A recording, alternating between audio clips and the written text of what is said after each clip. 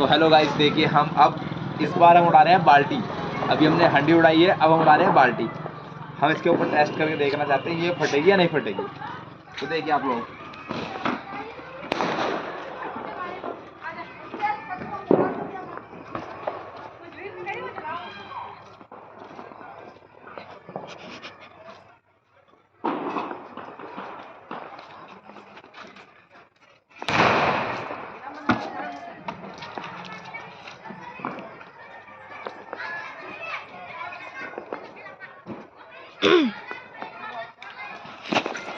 भाग भाग भाग।